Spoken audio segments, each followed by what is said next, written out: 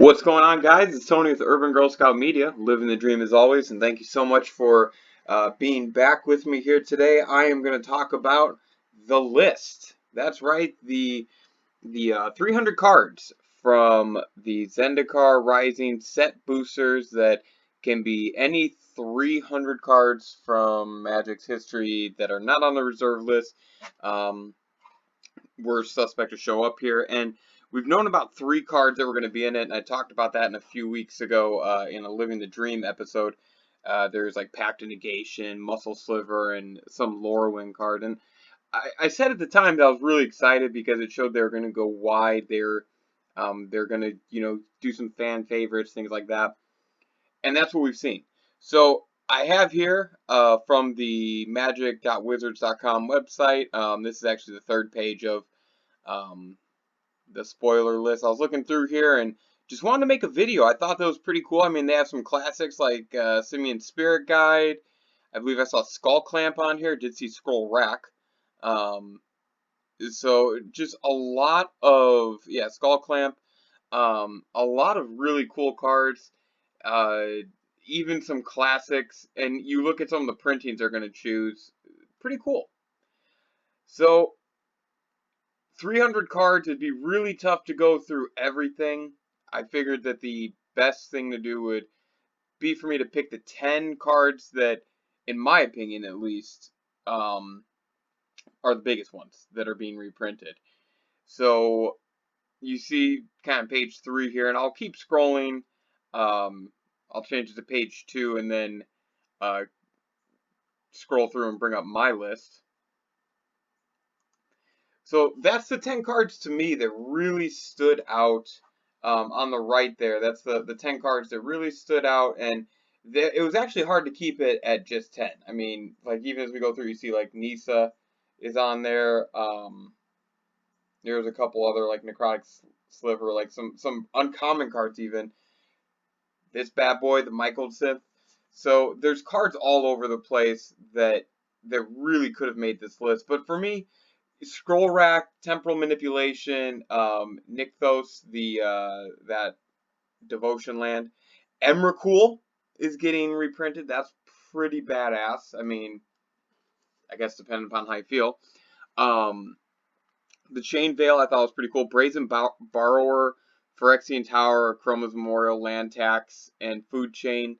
So I actually had a couple other cards that I thought like even this Crack's Thumb. That's a pretty cool card to have in your collection, and coin flip cards are cool.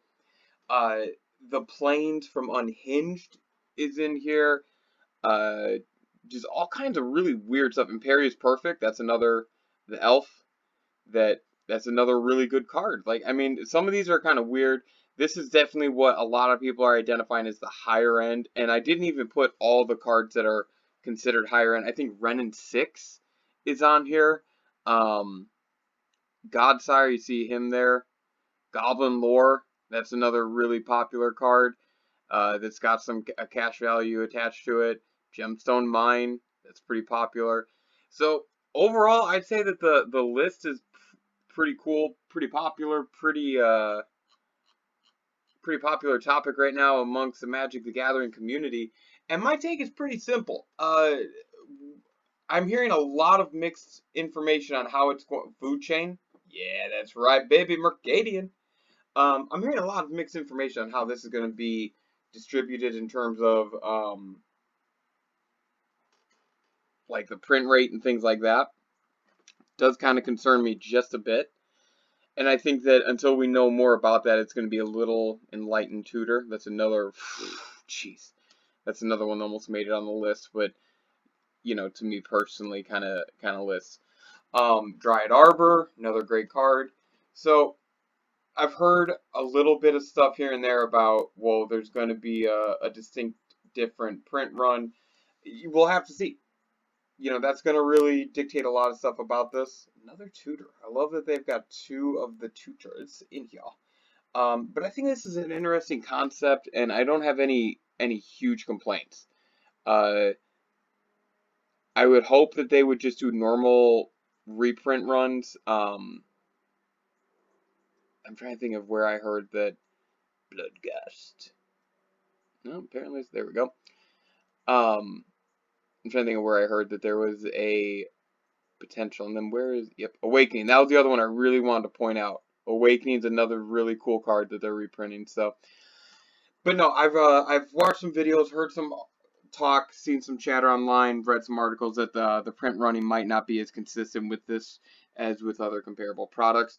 This is really a new direction for Wizards of the Coast, and I think that this will likely be I don't want to put this. My guess is that they won't just use this list for one print, for one like set.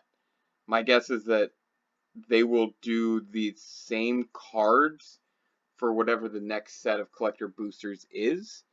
Um, I don't know. I mean, even as I think about it, like I don't know if they'd want to go through the time of getting another 600 cards or 300 cards like this to set up. But like I said, overall, pretty cool little set. Out of all these cards, the ones I'm most excited about, Phyrexian Tower, I think is needing another reprint already. Land Tax is an incredibly popular commander card. Um, and then honestly, I gotta surprise you guys here with Scroll Rack. That's why I put it up there as number one.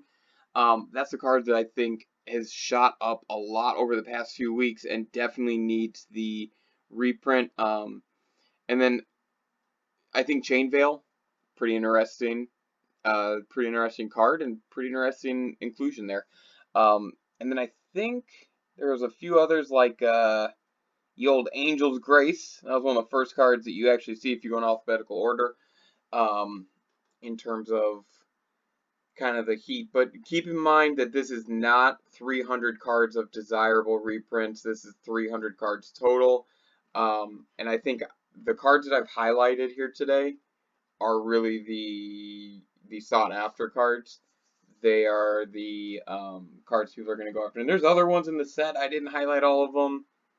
There's even a few that I think have higher price points than some of the cards that I even showed you. I would take some time and go through. I'm not going to go through every one of these cards. That's absurd.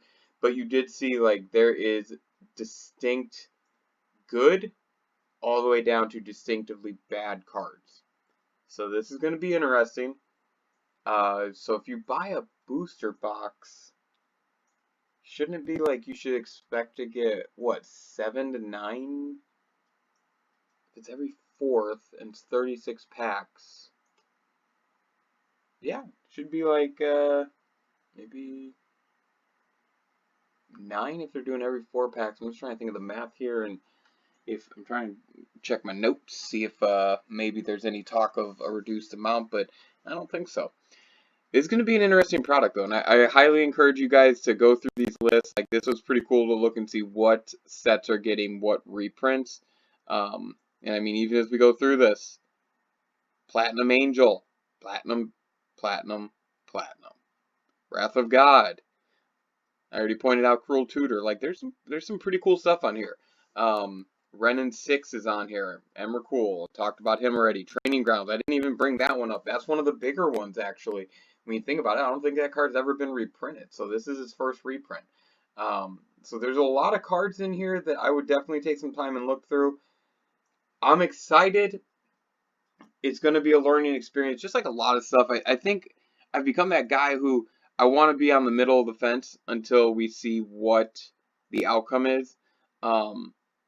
If Wizards comes out and they make this, a good way to get reprints out, I'm all for it.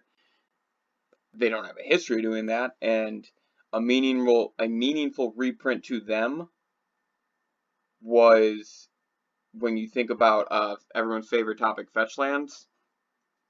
They put them as expeditions. That was the meaningful reprint we were promised. So there you go, guys. I hope you enjoyed. Take some time, check out the list. Zendikar Rising comes out here soon, and these set boosters should be pretty fun. And yeah, excited to see what everyone gets. Thanks, guys.